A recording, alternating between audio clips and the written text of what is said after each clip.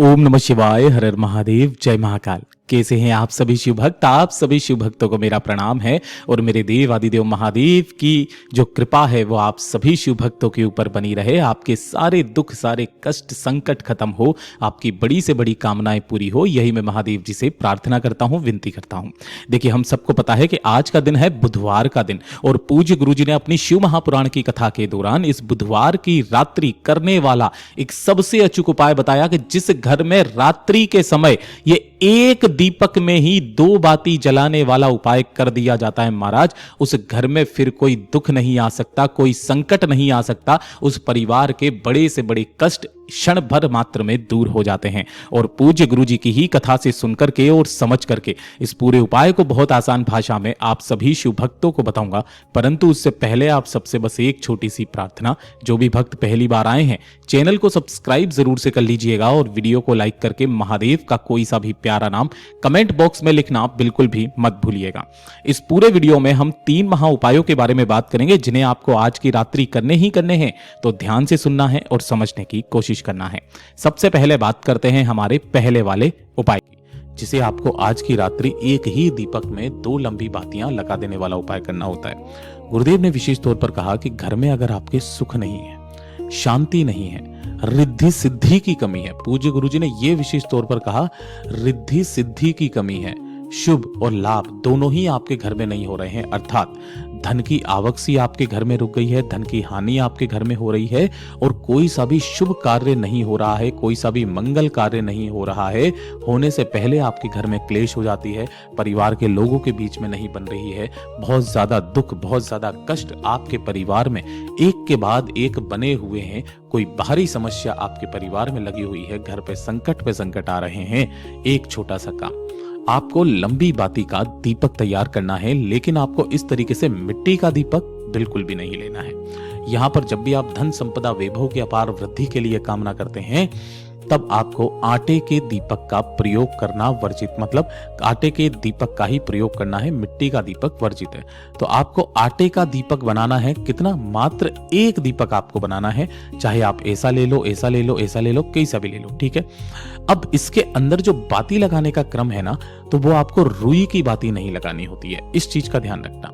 आपको बाती किसकी लगानी है? जो आपके घर में इस तरीके से मोली, कलावा, लच्छा जो भी हो ना, इस तरीके से मोली या कलावा हम लोग बोलते हैं। और ये भी 2 तरीके से आता है, एक आता है पक्का और एक आता है कच्चा। तो जो कच्चा सूत होता है ना, कच्चा धागा, कच्चा सूत वाला मोली या कलावा, वो आपको लेना है और इसकी 2 लंबी बाती आपको बनानी है। क्या करनी है? लंबी बाती। अब भैया इसकी लंबी बाती कैसे बनेगी? तो जैसे कि आपके पास में इस तरीके से ये मोली कलावा लच्छा होता है, जैसे मान लीजिए ये इतना लंबा है, ठीक है ना।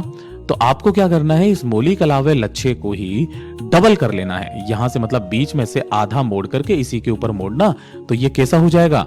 ये हो जाएगा इसका डबल, ठीक है। और फिर इसमें इधर से अंटे मारना और इधर से विपरीत दिशा में अंटे मारना, तो ये अंटे मार करके टाइट हो जाएगा। इस तरीके से आप बाती बना सकते हैं। ऐसी आपको 2 लंबी बातियां चाहिए और उसी एक दीपक के अंदर आपको 2 लंबी बातियां रिद्धि और सिद्धि का स्मरण करते हुए एक ऐसे और एक ऐसे लगा देना है। लगा देने के पश्चात इसके अंदर आपको भरना होगा घी। कोशिश करना गाय का घी मिल जाए तो बहुत अच्छी बात है। और जो रात्रि का समय पूज्य गुरु जी ने बताया कि रात्रि को 7:45-46 के पश्चात जब सूर्यास्त हो जाता है पूरी तरीके से, उसके पश्चात किसी भी समय पर इस दीपक को आपको प्रज्वलित कर लेना है, जला लेना है और जला करके इसे अपने पूरे घर में घुमा करके आपके घर का जो मुख्य दरवाजा होता है, इस मुख्य दरवाजे के पास में आपको जाना है। कुछ इस तरीके से आपको दीपक बनाना है। मेरे पास में एक फोटो मिल गया तो मैंने आपको बता दिया है, ऐसे करके।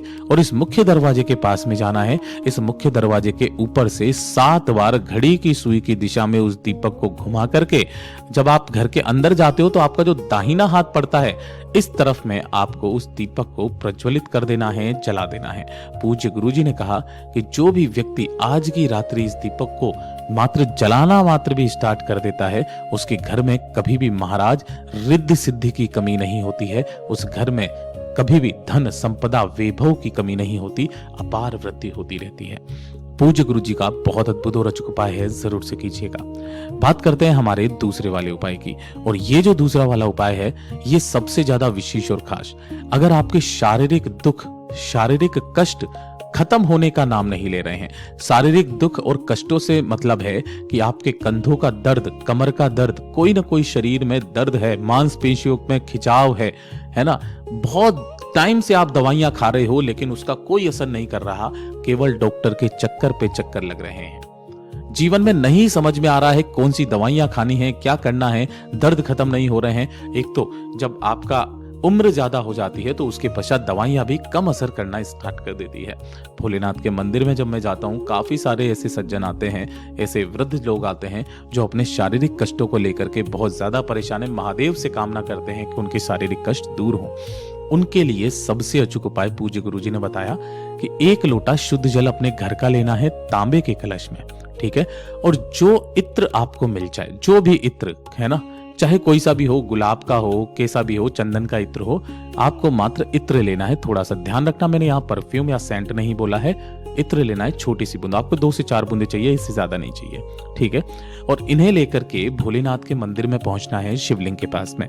जैसे ही आप यहाँ पर पहुंचोगे, शिवलिंग के पीछे की तरफ आपको आसन लगा करके बैठना है, जिससे आपका मुख उत्तर दिशा की तरफ में हो जाएगा। सबसे पहले जो आपने जो इत्र लिया है, उस इत्र का लेपन आपको विशेष 2 जगह पर करना है। सबसे पहले आप इत्र का लेपन करेंगे जो महादेव की शिवलिंग का बीचों बीच का स्थान होता है ना, ये लिंगनुमा आकृति का, चारों तरफ आपको इस जगह पर अपना नाम, अपना गोत्र और अपनी कामना कहते हुए इस जगह पर आपको इत्र का लेपन करना है, पहला इस तरीके से। और जो दूसरा इत्र का लेपन करना है, जो ये खाली स्थान होता है माता अशोक सुंदरी और कटी भाग के बीच में, ये 2 स्थानों पर आपको इत्र का लेपन करना है। इत्र का लेपन करने के पश्चात जो 1 लोटा शुद्ध जल लिया है, अपने दोनों हाथों में लेना, अपना नाम, अपना गोत्र बोल करके, किनके नाम से, ये चीज ध्यान रखना, अवधूतेश्वर महादेव के नाम से इस संपूर्ण जल को शिवलिंग के ठीक शीर्ष पर समर्पित करना। जो भी जल जलाधारी से बह करके नीचे की तरफ आकर के गिरेगा, आपको उस जल को जितना हो सके एकत्रित करना है, रोकना है। अपने दोनों हाथों से भोलेनाथ की शिवलिंग को स्पर्श करके अपनी कामना कहकर इस जल को लेकर अपने घर पर आ जाइएगा। अब इसी जल का सबसे पहले तो आपको जाते ही आचमन कर लेना है, थोड़ा सा जल पी लेना है, और बाकी का जो जल है आपके शरीर में जिस स्थान पर भी बहुत ज्यादा दर्द होता है, जिस कष्ट मांसपेशियों को लेकर के दर्द होता है, उस जगह पर इस वाले जल को लगाना प्रारंभ कर दीजिए। उसके पश्चात देखिएगा आपके शरीर के जितने भी दर्द हैं वो किस तरीके से खत्म होने लगते हैं। पूज्य गुरु जी का बहुत अद्भुत और अचूक उपाय है, जरूर से कीजिएगा। बात करते हैं हमारे तीसरे वाले उपाय की, और ये वाला उपाय है कोई सी भी कार्य सिद्धि को लेकर के। ये वो अकेला उपाय है जो कि अगर आपकी नौकरी में कोई भी परेशानी आ रही है, देरी हो रही है, कोई ना कोई रुकावटें उत्पन्न हो रही है, तो उस कार्य को बनाने के लिए, व्यापार में देरी हो रही है, शादी में देरी हो रही है, आपके कार्य नहीं बन रहे हैं, कोर्ट केस कचहरी को लेकर के समस्याएं हैं, आपके कार्य बनते बनते बिगड़ जा रहे हो, तो जिस कार्य सिद्धि को लेकर के आप मन में इस उपाय को करते हैं, आपकी वो कार्य सिद्धि निश्चित रूप से पूरी होती है। पूज्य गुरुजी ने कहा था कि आपको लेनी होगी इस तरीके से चने की दाल, है ना। अब कितनी चने की दाल लेनी है, इस चीज का विशेष करके ध्यान रखना। तो एक कलश लेना, छोटा सा, कोई सा भी, चाहे तांबे का, चाहे स्टील का, चाहे आप पीतल का, किसी का भी ले सकते हैं। इसे आपको पूरा का पूरा ये चने की दाल से इससे भर लेना है, ठीक है। भर लोगे, बस इसीलिए कह रहा था छोटा लेना है। इसी के साथ में आपको लेनी होगी 2 पूजा वाली सुपारी, एक होगी माता गौरा के नाम की और एक होगी भगवान गणेश के नाम की। 2 पूजा की सुपारी को भी इसी कलश के मुख पर आपको इस तरीके से रख देना है। और इसी के साथ में लक्ष्मी के तौर पर लेना होगा आपको एक सिक्का, चाहे 1 का, चाहे 2 का, चाहे 5 का, चाहे 10 का, और उस एक सिक्के को भी आपको इसी कलश के ऊपर ही रख देना है। अब इस कलश के मुख को किसी भी एक पीले कपड़े में, जो सूती कपड़ा हो, पीले कपड़े से आपको क्या कर देना है, इस कलश के मुख को अच्छे से बांध देना है। मतलब जब आप इसे बांधोगे ना, तो बांधने के लिए आप मोली, कलावे, लच्छे का आप उपयोग कर सकते हैं।